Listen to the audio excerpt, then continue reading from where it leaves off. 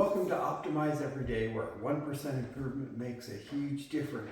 I'm here with Jamie today, and we're going to be talking about all or nothing thinking. All or nothing thinking is an interesting topic because it puts everything out, either way out to the right or out to the left. And we're not talking political parties here, but No. but in sense, it's kind of like that too, because if you're on one side, you don't want to be over on the other, and if you're on the other side, you want. But yet, where we need to be is closer to the middle. It doesn't mean that we have to be exactly in the middle, but somewhere where we can deal with the gray area and be able to think differently. Or at least that's my thought on it. Do you have a better...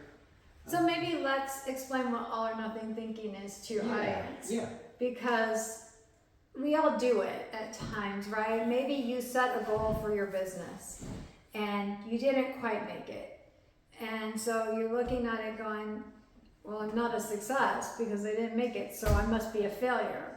When really, maybe you made some fantabulous strides and you really are working your business and things really are going much better than maybe you're giving yourself credit for. And instead, if you could come in the gray and say, I haven't made it where I want to yet, I'm making good strides. I haven't made it there yet.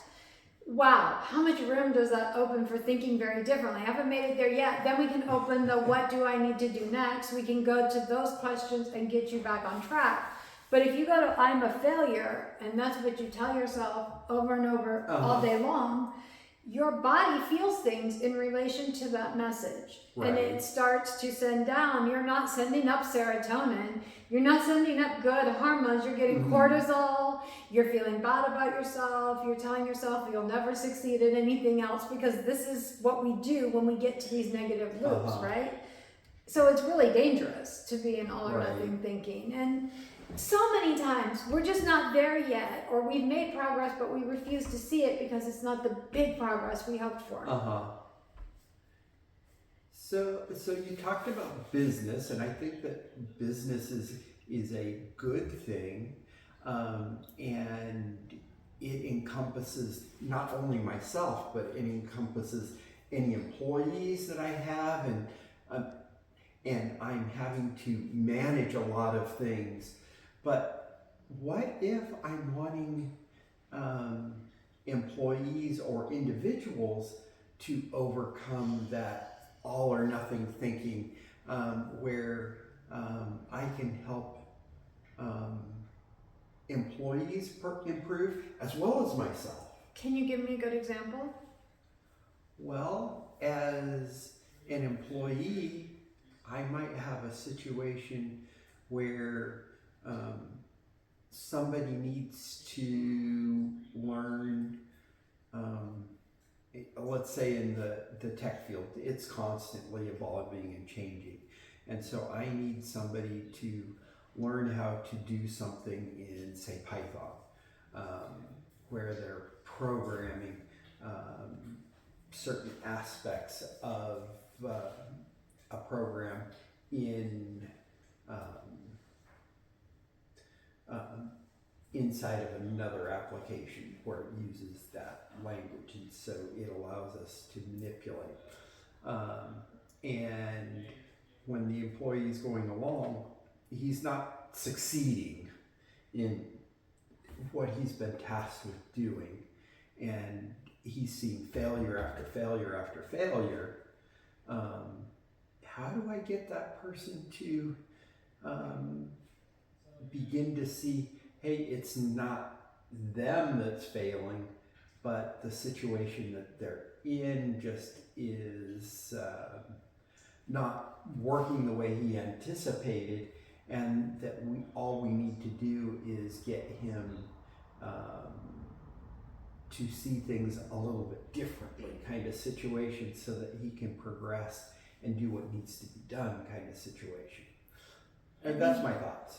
I think you have to assess, right? Have we given him a task that's beyond his capability? Because that's maybe as an employer, you put him in a bad spot. And if that's the case, then you have to go back and say, I put you in a bad spot.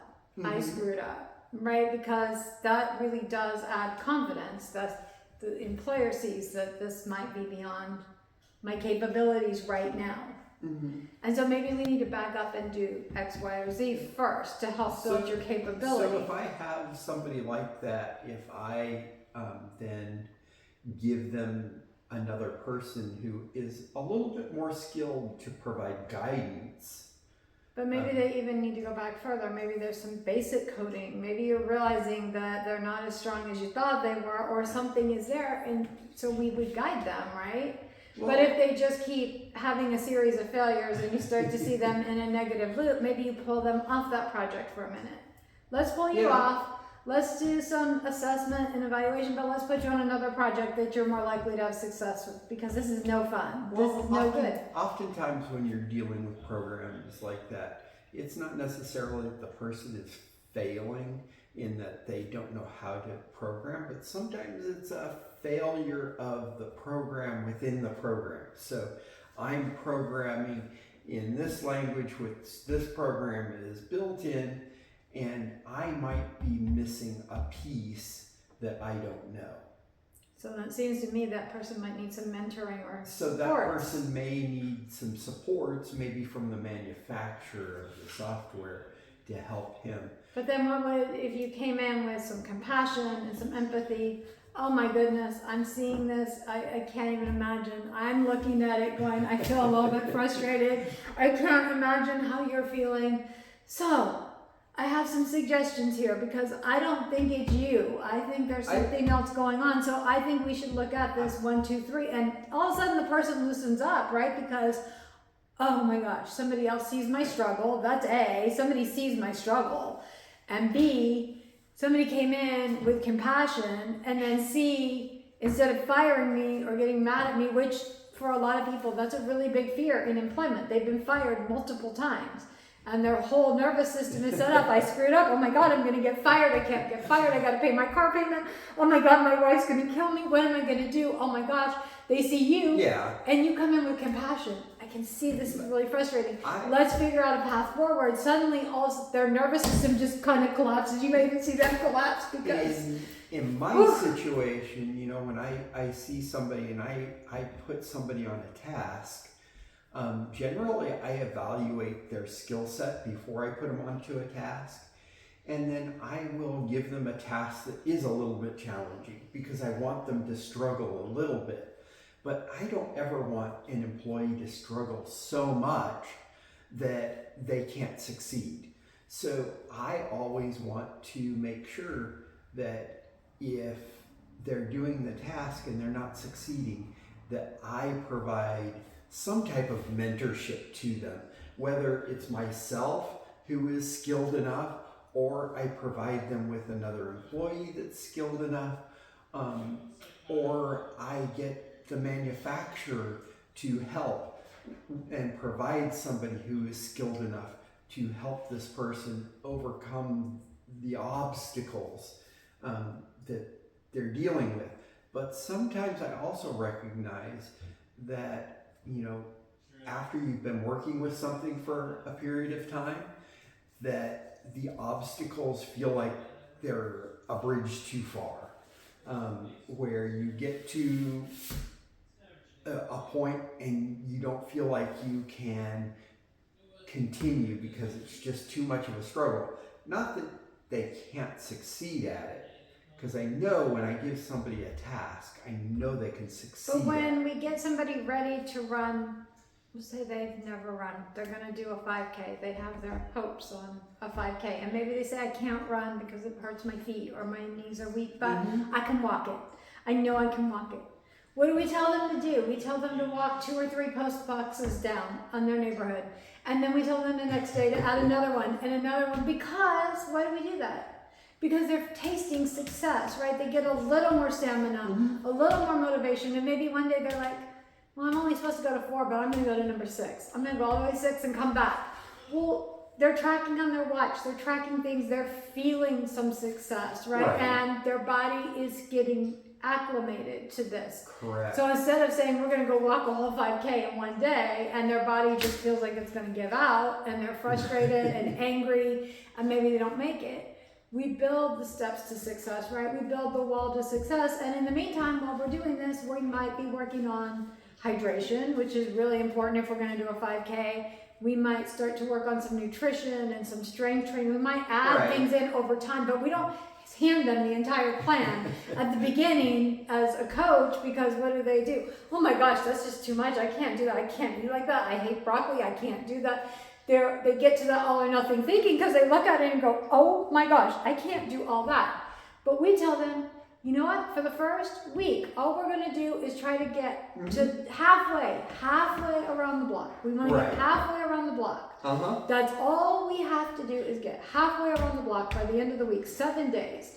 And we show them the path that we're going to do that. We give them one thing. They're just going to walk. That's all we're doing. Getting their body up and moving, which is so good for stress and so good for their body to move in their joints, especially if they're sore. So we're already doing something good. We don't have to topple it onto them all at once, or they will freak out. But then the next week we're like, okay, we want to make it the rest of the way around the block, and we want, at halfway, I want you to drink 4 ounces of water. That sounds very doable. Oh, we're absolutely. building this in such a doable way that they don't, when we come up to the nutrition, we'll talk about how they'll feel better, and they're trusting us because they're seeing something happen. Right. That's kind of the trick, right? If we want to get out of this all or nothing thinking, we're going to do it in steps. We're going to do it in steps. We're going to see success, and we're going to build on success. And when we hit a failure, when we say, I wanted to walk 2 blocks this time, and I only got a block and a half, we're going to remind them that that's a big accomplishment. And that sometimes we don't feel so good, and sometimes our body won't do it, and that's okay. So we just start again tomorrow. So basically what you're saying is you're building a system that is going to be a system of success. And when it's not, we're going to help them pull out. We're not going to go to all or nothing. We're going to go to, oh, I walked 1.5 blocks. That's awesome. You did really good. You've never done that before. Right. And tomorrow you get to try again. Kind of like we do with our kiddos, right? When our preschooler is sitting there, I can't write the L. I can't do it. And they're so frustrated, and they're having their little temper tantrum, right? Right. And we say, it's okay, honey. Let's put it away tonight, and we'll try again tomorrow.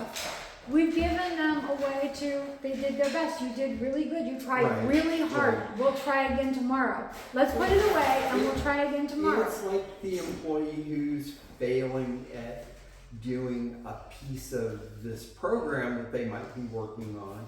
It's not that they're personally failing, but it may be a point at where they don't know a piece or understand a piece where it's not building properly. Or they've tried so hard like the toddler, and they're just at their exhaustion point of it's not working. And we all get there. We've all had a goal, and we get to a point and it doesn't seem to be working. And you just want to bang your head up against something because but the person who's going to succeed is going to go, okay, I'm going to take another class. I'm not there yet. I'm missing a piece, and they're going to keep finding the missing puzzle pieces until it fills up. Right.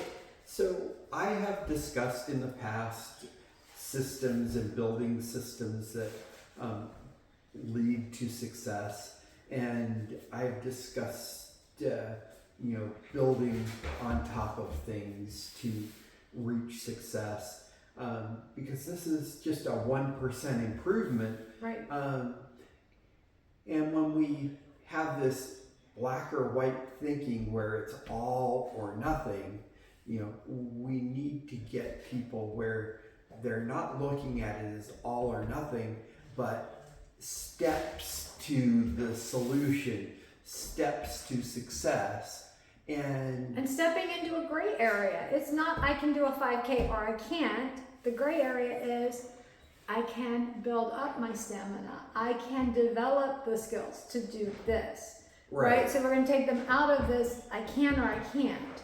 And we do it all the time. I mean, we do. I'm a good person or I'm a bad person. Well, I don't think that any of us are truly 100% a good person or 100%. There's a That's few right. 100% bad people. But most of you people watching this, you good people, are not totally good and you're not totally bad. You're probably right. You know, you make really great choices and help people, and there's other times when you have lost your mind. If you're and trying maybe to make a bad improve choice. yourself, then the You're trying. chances are you're not going to be a 100% Bad person. Most of us are not. But we also recognize, because we're trying to improve ourselves, that we're not a 100% good person or perfect person either. Right. And so the best thing that your audience can do is to grab a notebook. Watch this week. When do I tell myself I am this or I am that? I can or I can't. And we're stuck in these patterns. Mm-hmm. And look at it and go, is that really true? Or am I I'm just all or nothing thinking, and I don't have that skill. I need to learn how to do this. As far as, and I'm going to take this back to employees, when they get handed a project and they're struggling on a project, and I come in and I go, hey, let's pull you back off this project for a little while.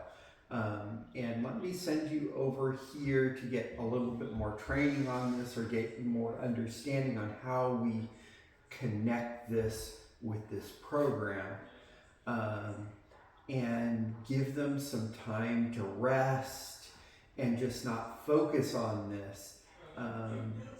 How is that beneficial to the person who could be doing that particular project? Anxiety can go hand in Okay. hand with all or nothing thinking, which I hope that kind of makes sense. But we get there. And I tell people all the time, when you're in anxiety, it's like putting on the VR headset.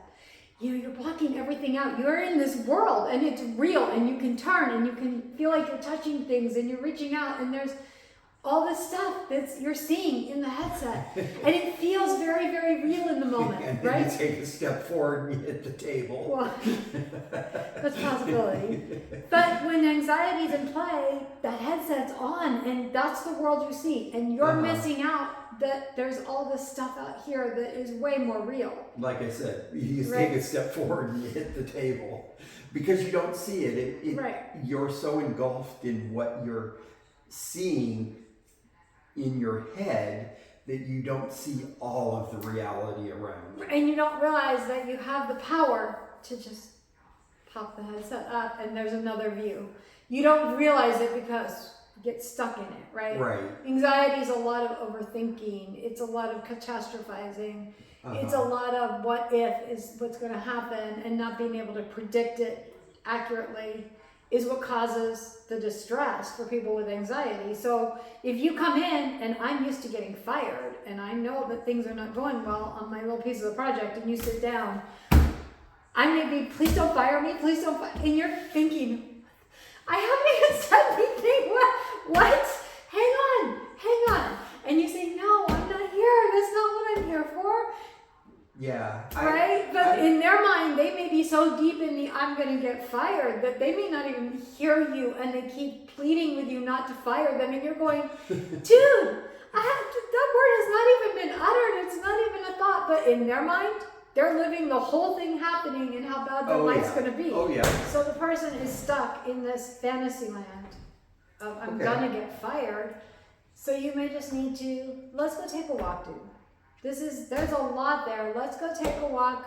Nothing's happening right now. A lot of reassurance. Nothing's happening right now. Let's just go take a walk. Let's give your nervous system a break. Let's stop by the break room and grab you a water. We got this. We got this. We got this. And they need to hear it over and over. And you're going, why? I told them I'm not going to fire them. But they may not have heard you. It may take a few times before they hear you. It's always a sad day when I have been in a position where I have had to let somebody go. But they don't know that, and their history shows them something different. So they don't know that, and I have to agree with you. And for me, it's a really sad day when that has to happen. But usually in my situation, I give everyone as much opportunity to succeed But as again, possible. they don't know that. Their nervous Oh, system is absolutely. reacting from history, not from what's happening, but from history. I agree. And it says, oh my God, my boss is here. Things are not going well. I'm getting fired. It just happened 5 times. I'm getting fired. And the VR goes on, and boom, we're in that land of everybody's going to be mad at me. I'm a piece of shit. I can't. All of it's right there. I can so see real. that. I can see that because I've played that tape in my head before too. Yep. And in my situation at this point in my career, in my life, I find every reason to help somebody and prevent that situation of having to let anybody go.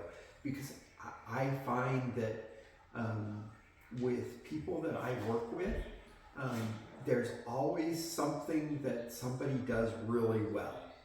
It's a matter of finding that skill set that they have that somebody else doesn't have that I can utilize to my advantage.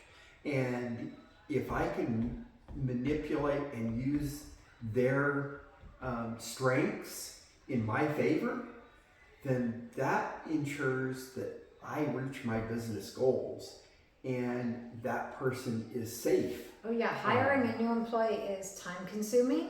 Oh yes. It costs money because it's time consuming. I hate and having, paperwork. Oh my gosh, the paperwork. I much prefer somebody to come to me and say, hey, I found something better and I'm moving on. And thank you for what I've learned, than to have to go to somebody and say, this just isn't working out and I have to let you go. But again, what we're talking about here is just building in steps. Right. Recognizing when you got to all or nothing thinking. When those VR glasses are on, you're in all or nothing thinking. So you're probably thinking something really bad is going to happen. And so recognizing that I need to slow down. I need to pull. I can actually, if I can find one piece of my left brain just to connect to something real. Yeah. Oh, nobody said they're firing me.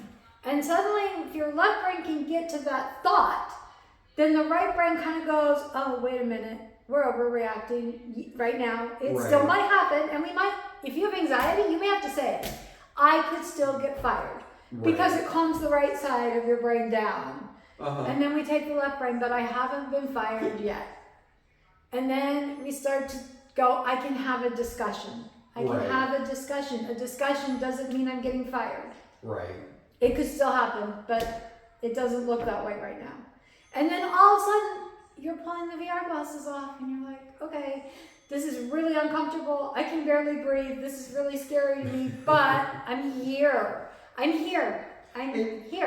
And that's the thing with trying to improve 1%.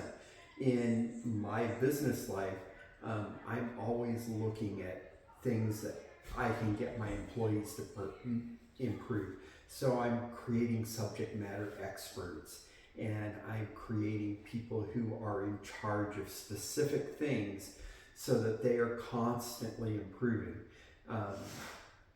Business doesn't move forward if things are not improving consistently. And just like personally, I need to be improving that 1%.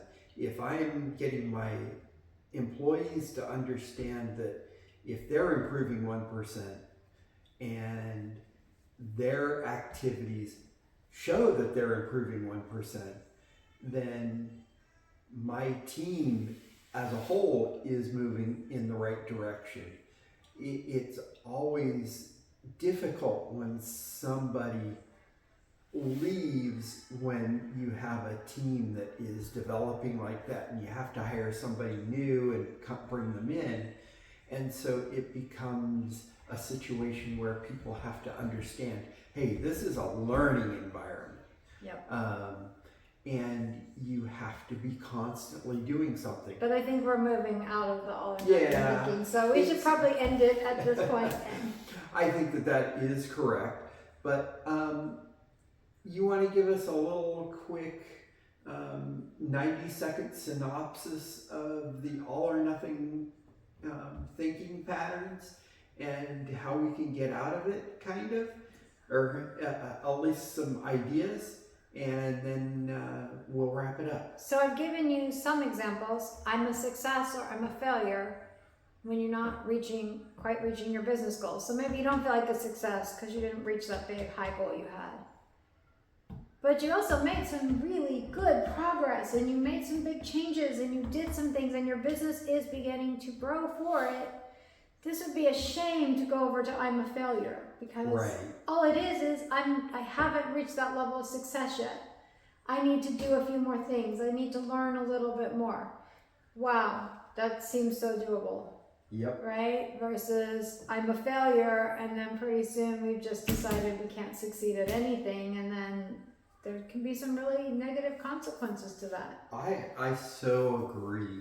You know, again, this is improving yourself, but you can use these same tools for improving your business and yourself and your employees. And if you're managing it right, think of the successes that you can have. It's amazing.